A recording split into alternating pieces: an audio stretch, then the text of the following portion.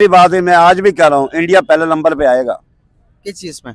हर चीज में, मईशत के लिहाज से? बिल्कुल हर चीज में पहले नंबर पे आप ये आएगा। कैसे दावे के साथ कह सकते हैं? बिल्कुल हम कहते हैं economy that is growing at 7.8% from this January to March, ये जो पिछला क्वार्टर गुजरा है।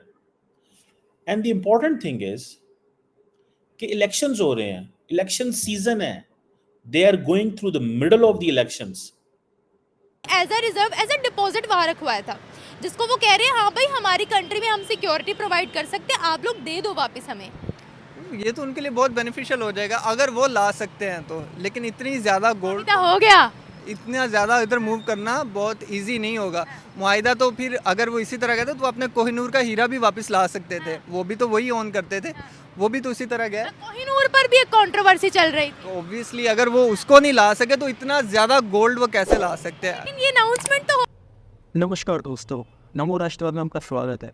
आज की इस वीडियो के 3 मेन टॉपिक है। पहला तो टॉपिक है जिसमें पाकिस्तानी डिस्कस कर रहे हैं कि जो 100 टन सोना भारत आने वाला है यूके से, उसके बारे में। दूसरा है कि भारत की जो जीडीपी ग्रोथ है वो जो कि 8% से ज़्यादा रहने की बात है, जो रिपोर्ट्स आई हैं। और तीसरा है जो इलेक्शन चल रहे हैं और इलेक्शन में जो फिर से मोदी जी आने वाले हैं, इसके बारे में लोग डिस्कस कर रहे हैं। तो पहले हम लोग देखेंगे कि भाई क्या ये लोग सोच रहे हैं, कि इनका क्या व्यूज़ हैं। जो 100 टन सोना आने वाला है, हालांकि ये भारत का ही सोना था जो वहाँ रखा हुआ था सिक्योरिटी रीजन से, और अभी भारत वापस आने वाला है। तो ये एक चीज़ है कि अभी स्ट्रॉन्ग हो रहा है भारत काफ़ी। और इसका एक मेन रीज़न ये भी था कि जैसे अभी हमने देखा है कि रशिया और यूक्रेन के बीच में वॉर हुई थी, तो जो भी रूस का सोना, रशिया का सोना जो दूसरे देशों में था, वो उन्होंने एकदम पूरा जब्त कर लिया था। तो क्या होने वाला है आगे, भारत पूरा सोना लाने वाला है या आगे क्या है, ये तो खैर पीछे में पता चलेगा। और साथ ही साथ हम इस वीडियो में ये भी देखेंगे कि दुनिया में सबसे बड़ा जो गोल्ड का स्टॉक है वो कौन से देश के पास है, भारत की रैंकिंग क्या है, भारत कहाँ पर है और पाकिस्तान कहाँ है। तो इस वीडियो के लास्ट में सारी चीज़ें बताई गई हैं। पूरा वीडियो देखिएगा, आपको बहुत मज़ा आएगा। और वीडियो अच्छा लगे तो लाइक कीजिए, शेयर कीजिए, चैनल को सब्सक्राइब करना ना भूलें और बेल आइकन जरूर प्रेस कर दें। तो आइए पूरा वीडियो देखते हैं और फिर वीडियो के अंत में हम लोग डिस्कस करेंगे। सर, यूके के अंदर इंडिया का सोना पड़ा हुआ था 100 टन, तकरीबन 800 टन सोना पड़ा हुआ, लेकिन उन्होंने 100 टन सोना वापस मंगवा लिया। 91 में उन्होंने इंडिया ने दिया था रखने के लिए यूके को, तो आज उन्होंने वापस अपना सोना मंगवा लिया है। तो क्या कहना चाहेंगे, क्या अब इंडिया को पता चल गया कि भाई आने वाले टाइम के अंदर हम ताकतवर बनने जा रहे हैं, हमारे पास इतनी पावर है कि भाई हम अब मजीद अपनी चीज़ों को स्ट्रॉन्ग कर सकते हैं, मजीद अपनी चीज़ों को अपने पास रख सकते हैं, इसीलिए सब कुछ मंगवा रहे हैं? कैसे देखते, क्या देखते फ्यूचर उनका, कैसे वो तरक्की करते जा रहे हैं? दरअसल बात पता क्या है, जी अब जो वो था ना इंग्लैंड, जी अब इंग्लैंड के अंदर भी जो उनकी हुकूमतें हैं या उनकी एजेंसियां या उनके जितने भी इदारे, ये अदालतें हैं, उनमें पाकिस्तान सिस्टम चल गया है। अच्छा, मतलब वो डाउन जा रहे हैं? वो डाउन जा रहे हैं। अच्छा। पाकिस्तान सिस्टम चल गया, वहाँ पे भी तंजीमें काफ़ी खड़ी हो गई हैं।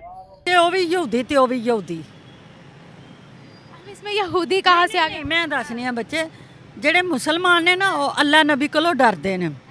ਇੰਡੀਆ ਵਾਲੇ ਵੀ ਯਹੂਦੀ, ਉਹ ਵੀ ਯਹੂਦੀ, ਬਰਤਾਨੀਆ ਵਾਲੇ ਵੀ, ਇਹ ਹਮੇਸ਼ਾ ਇੱਕ ਹੋ ਜਾਂਦੇ ਨੇ। ਲੇਕਿਨ ਮੁਸਲਮਾਨ ਇਹਨਾਂ ਕੋਲੋਂ ਕਨੀ ਕਤਰਾਉਂਦੇ ਨੇ। कैसे? ਕਿਉਂਕਿ ਉਹ ਮੁਸਲਮਾਨ ਨੇ। मतलब ਅਗਰ ਅਸੀਂ ਵੇਖੋ ਤੁਸੀਂ ਦੇਖੋ ਇਹ ਜਿਸ ਤਰ੍ਹਾਂ ਕਿ ਦੂਸਰੇ ਮੁਲਕ ਹੈਗਾ ਹੈ, ਜਰਮਨੀ ਲਾ ਲਾ, ਉੱਥੇ ਗੈਰ ਯਾਨੀ ਕਿ ਮੁਸਲਮਾਨਾਂ ਨੂੰ ਨਹੀਂ ਬੁਲਾਣਗੇ। क्यों नहीं बुलाते? जाते तो हैं। ਨਹੀਂ ਬੁਲਾਉਂਦੇ ਨਹੀਂ, ਜਿਹੜੇ ਈਮਾਨ ਤੋਂ ਥਿੜਕ ਜਾਂਦੇ ਨੇ ਉਹਨੂੰ ਬੁਲਾਉਂਦੇ ਨੇ। ਜਿਹੜੇ ਮਰਜਈ ਹੋਏ ਉਹਨਾਂ ਨੂੰ ਵੀਜ਼ੇ ਦਿੰਦੇ ਨੇ, ਸਾਈਆਂ ਨੂੰ ਵੀਜ਼ੇ ਦਿੰਦੇ ਨੇ। सबको देते हैं, सुन्नी को भी देते हैं, शिया को भी देते हैं। जो जो वहाँ जाना चाहता है, अगर तो वो एलिजिबल है तो उसका वीज़ा लग जाता है। मुझे आप ये बताएं, हमारे गैर मुस्लिमों से इतनी नफरत क्यों है? ਇਸ ਵਾਸਤੇ ਕਿ ਅਸੀਂ ਮੁਸਲਮਾਨ ਆ। तो मुसलमान होने के लिए चांद की तस्वीरें जो उन्होंने अपनी लाइव लैंडिंग दिखाई थी, वो क्या था? वो सब फेक था। कैसे फेक था? अच्छा, नासा चाइना खुद उनसे पूछ रहे थे कि साउथ पोल पर आप लोगों ने लैंडिंग कैसे की, कि वो लोग, उनकी भी स्टेटमेंट्स फेक थी। बिल्कुल फेक थी। एक खित्ते को आपने जब भी कंपटीशन में डिस्टेबल करना है ना तो वो यही होगा। ये सारी पागल है। दुनिया पागल नहीं है, दुनिया पागल बनाना चाह रही है। economy that is growing at 7.8% from this January to March, ये जो पिछला क्वार्टर गुजरा है। And the important thing is कि इलेक्शंस हो रहे हैं, इलेक्शन सीजन है, they are going through the middle of the elections. और जो इंटरनेशनल फाइनेंशियल इंस्टीट्यूशंस हैं, वो कह रहे हैं कि जो परफॉर्मेंस है दैट इज बीटिंग एक्सपेक्टेशंस। मतलब परफॉर्मेंस हाई है, एक्सपेक्टेशंस लो थी, मींस के एक्सपेक्ट कम कर रहे थे लेकिन परफॉर्म ज्यादा किया उन्होंने। वो क्या सोना लेके कि वो जो हमारे सोल्यूशन है मसले हैं उनको हल कर लें। कौन से मसले, आपको कुछ पता है? ये होता है ना, जब ये जंगें लगी, ये लोगों का काफ़ी ज़्यादा नुकसान हुआ। ये है वो चीज जो मैं समझता हूं कि पाकिस्तान की होनी चाहिए। हमारी एक्सपेक्टेशन बहुत ज्यादा है, परफॉर्मेंस जीरो। उनकी एक्सपेक्टेशंस उन्होंने कम रखी हुई थी एंड परफॉर्मेंस उनकी बहुत ऊपर है। अब and then they are growing, किस चक्कर में? अब वो ग्रो कर रहे हैं in the middle of the elections. पूरी दुनिया के आप इलेक्शंस उठा के देख लें, इलेक्शंस के बीच में कभी ऐसे नहीं होता। इलेक्शंस के बीच में हमेशा एक अनसर्टन एनवायरनमेंट होता है। पॉलिटिकल पार्टीज एक बात कर रही हैं, गवर्नमेंट एक बात कर रही है, ऑपोजिशन एक कर रही है, टेम्परेचर उठा हुआ है। मतलब and you are a developing country, you are not a developed country. अब हुआ क्या है कि जीडीपी ग्रोथ रेट जो थी दैट वाज प्रेडिक्टेड 6.7%। इकोनॉमिस्ट ने ये किया था, 54 इकोनॉमिस्ट ने ये प्रेडिक्ट किया था एक रॉयटर्स जो न्यूज एजेंसी है उसके पोल के अंदर। एंड मजे की बात यह है कि लेकिन इकोनॉमी 8.4 तक चली गई। सो ये जो लेटेस्ट फिगर्स आ रही हैं कि जो इंडिया की ग्रॉस डोमेस्टिक प्रोडक्ट है वो तकरीबन पिछले फिस्कल ईयर में 8.2 पे गई है, 7% से। इकोनॉमी को भी देखते हैं तो यूएसए की मतलब जो एक रैंकिंग है उसमें और जो बाकी जो कंट्रीज होती हैं उसमें जो गैप है वो बहुत ज़्यादा आपको देखने को मिलता है। अभी जैसे हम लोग मतलब वर्ल्ड की इकोनॉमीज में देखते हैं तो इंडिया चाइना और जैसे यूएसए आता है, तो यूएसए और चाइना के बीच भी बहुत ज़्यादा गैप आपको उसमें भी नज़र आता है। और इसमें भी आपको भाई जर्मनी दूसरे नंबर पे है। और जर्मनी के क्या आंकड़े हैं भाई? 3,352 जो है मैट्रिक टन है, यानी कि इसमें भी अगर देखा जाए तो लगभग 5,000 टन का फर्क है। बिल्कुल। और भाई तीसरे नंबर पर आईएमएफ आता है। फिर उसके बाद भाई नीचे आते हैं चाइना की। अगर बात करें तो चाइना की रिजर्व है 2,262 दिन। आप देखिए कितना ज्यादा फर्क है। बिल्कुल। तो भाई ऐसे ही यूएस जो वर्ल्ड पावर बनकर नहीं बैठा हुआ। और फिर 9वें नंबर पर इंडिया है जिसके पास 827 लगभग 828.69 मेट्रिक टन है। और जो आप कह लो जापान उससे ऊपर है 8वें नंबर पे, उसके पास 846 मेट्रिक टन है। लेकिन भाई यूएस ने जो है जो गेम खेली है ना वो वर्ल्ड वॉर 2 की, वो बता रही कि बाकी पूरी दुनिया का सोना जो जम। थोड़ा पाकिस्तान वाली साइड पर भी आ जाते हैं कि भाई क्योंकि ये टॉप 50 कंट्रीज की जो है वो लिस्ट बताई गई, तो मौजम हमने नीचे से टॉप किया है। हम पाकिस्तान नहीं हम नीचे से 5वें नंबर पे हैं। हाँ तो नीचे से टॉप कर रहे हैं ना लिस्ट में। नीचे से पहले नंबर पे नहीं है। अरे नीचे से हम लोग टॉप 10 में है ना। तो भाई 46 नंबर पर है पाकिस्तान जिसके पास है ओनली। और ये 46 को उल्टा कर दें तो 64.7 टन पाकिस्तान के पास गोल्ड रिजर्व है। मैं कहती हूं 100 भी नहीं, 1000 भी नहीं। यार देखें इराक के पास और लीबिया के पास जो है वो पाकिस्तान से ज्यादा रिजर्व्स हैं यार। मे बी वो ऑयल। मेरा मकसद वो कहता कि ये मेरी पार्टी आगे आएगी, मेरी पार्टी आएगी। अब इंडिया के जो लोग हैं या इंडिया का जो मोदी है, मोदी बड़ा ज़हन रखता है। हाँ बनिया दिमाग है। हाँ बनिया है वो। और उसने पूरी दुनिया के अंदर एक अपना एक टहलका मचाया हुआ है। बिल्कुल मचाया हुआ। ऐसे ही है। बिल्कुल मैं एग्री कर रहा हूँ आपसे। हाँ तो उसके अंदर इसलिए कि वो कुछ भी है। हाँ अब देखो ना, अब कश्मीर का मसले में उसने कश्मीर को अपने साथ मिला लिया। हम कुछ भी नहीं कर पाए। ऐसे ही है ना, देखते रह गए। कश्मीर के जो सियासी जमातें जो उसके खिलाफ चल रही थी उनको पैसा दे के उनको इतना का पैसा दे दिया कि आप कॉलेज बनाओ, यूनिवर्सिटियां बनाओ, आपके लिए ये नौकरियां दे रहा हूं मैं। उसने अपने मुल्क को फिर वही कश्मीरी थे, अब चंद कश्मीरी है जो उसके खिलाफ है, बाकी सारा कश्मीर उसके साथ हो गया। सही बात है। ऐसे ही है। बिल्कुल सही बात है। ऐसे मैं ही एग्री कर रहा हूँ।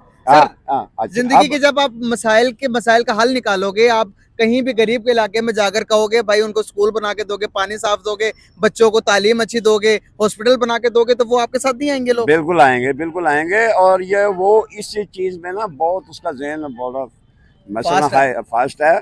जिस तरह मसला वो जर्मनी का हिटलर हो गुजरे है ना, किताबों में उसका नाम आता है, ये हिटलर वाला जेल रखता है। अच्छा अच्छा, दूसरी बात ये है कि वो अपने मुल्क को कहता है कि ये जो यूरोप कंट्री है, रशिया, एशिया लगा ले, अरब मारात ला ले, कि अब जो उसका अगली सोच ये है कि जो आलमी बैंक है ना, कि मैं अपने मुल्क में लाऊं।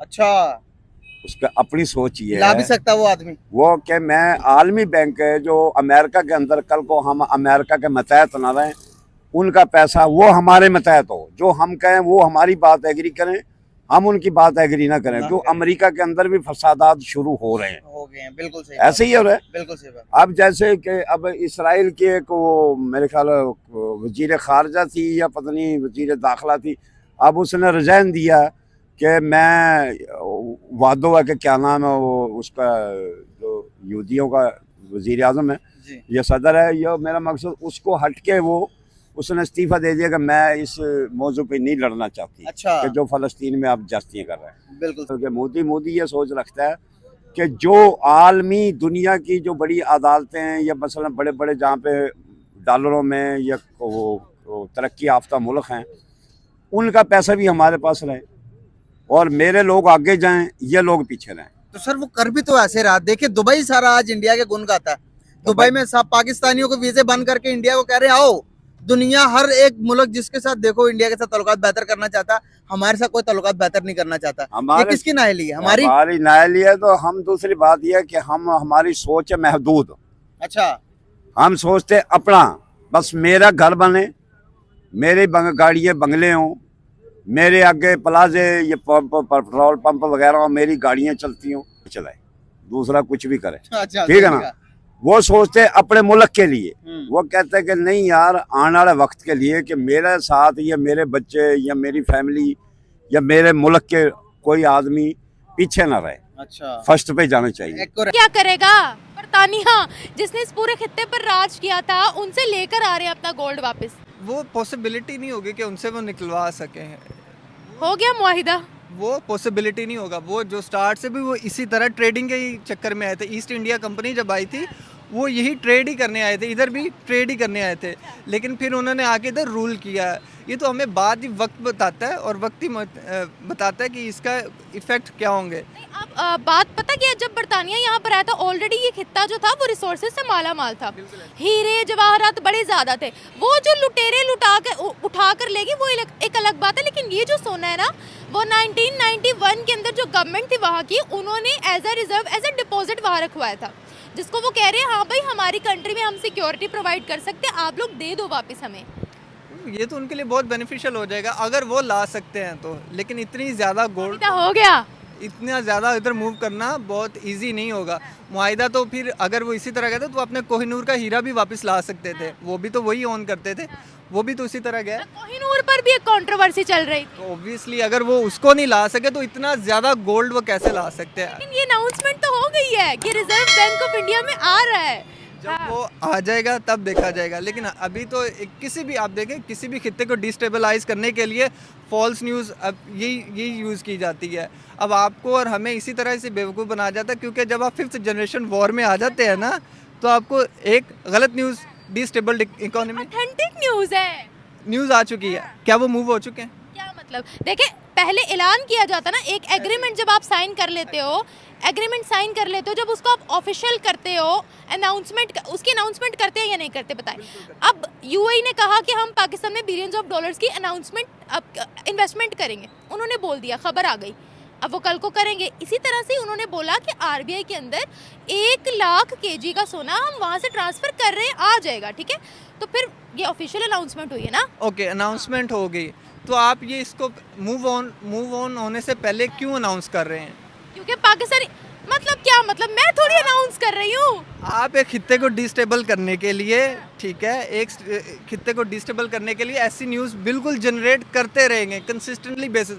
चले डिस्टेबल करने के लिए मतलब बिल्कुल आप कंपटीशन में जा रहे हैं ना, ये कंपटीशन का दौर है। अभी आपने कह दिया कि हमारा चंद्रयान ऊपर पहुंच गया है, उसके बारे में भी न्यूज़ होगी, वहाँ से वीडियो क्लिप्स भी आ गई। अब आपका पॉइंट ऑफ व्यू क्या है? क्या उधर चंद्रयान गया था? तो आपका क्या ख्याल है, नहीं गया?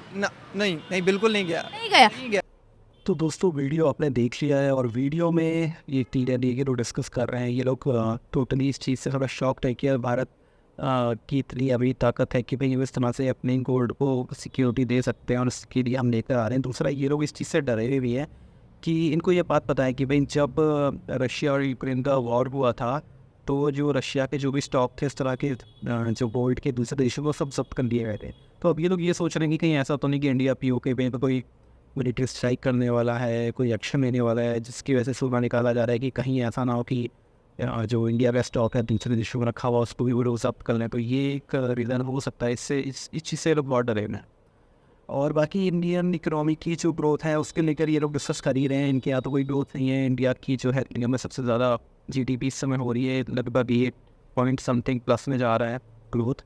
और दूसरा एक ये कि इलेक्शन अब ऑलमोस्ट ख़त्म हो चुके हैं और ये चीज़ क्लियर होती जा रही है। एग्जिट पोल भी आ चुके हैं कि भाई मोदी जी जो है वो तीसरी बार जो है भारत के प्रधानमंत्री बनने वाले हैं। और अभी रिजल्ट आ गया, आज 3 तारीख है, कल 4 तारीख होगी, तो कल ये रिज़ल्ट भी आ जाएंगे तो फाइनल हो जाएगा। तो ये लोग काफ़ी मतलब इंडियन मीडिया तो इस चीज़ पर नज़र रखी भी है ही, लेकिन पाकिस्तानी मीडिया की भी इस चीज़ पर बहुत नज़र है कि भाई इलेक्शन में क्या होने वाला है। क्योंकि इन लोगों को पता है कि जो भी सरकार आएगी सीधा इम्पैक्ट इनकी पॉलिसीज़ पर और इनकी जो इकोनॉमिकल है उस पॉलिसीज़ उस पर भी असर होगा। क्योंकि जब भारत में कांग्रेस की सरकार थी तो ये लोग बहुत मज़े ले रहे थे, 500 में नोट छाप रहे थे ये लोग खुलकर और इंडियन इकोनॉमी को इन्होंने बहुत नुकसान पहुँचाया। और 500 के नकली नोटों ने बहुत ज़्यादा मतलब इनकी इकोनॉमी को फ़ायदा दिया और भारत की इकोनॉमी को बहुत ज़्यादा नुकसान किया। फिर डीमोनेटाइजेशन हुआ और उसके बाद जो है पूरी तस्वीर बदल गई। पाकिस्तान की फाइनेंशियल कंडीशन स्पेशली उस समय उस ईयर में जब डीमोनेटाइजेशन हुआ है उसके बाद से बहुत नीचे गई है। अगर आप रिसर्च करेंगे गूगल पे देखेंगे पूरी पाकिस्तान की फाइनेंशियल कंडीशन को थोड़ा स्टडी करेंगे ईयर बाय ईयर, तो वो समझ में आ जाएगा कि डीमोनेटाइजेशन और फेक करेंसी जो हटी है इंडियन इकोनॉमी से उसका कितना ज़्यादा असर हुआ है। तो खैर यहाँ आज की वीडियो में इतना ही था। और ये वीडियो आपको कैसा लगा कमेंट बॉक्स में ज़रूर बताएं। आप क्या सोचते हैं इसके बारे में, आप कमेंट बॉक्स में ज़रूर बताइए। और वीडियो अच्छा लगा हो तो लाइक करें, शेयर करें, चैनल सब्सक्राइब करना ना भूलें, बेल का आइकन दबा दें। मिलते हैं अगले वीडियो में, तब तक के लिए जय श्री राम।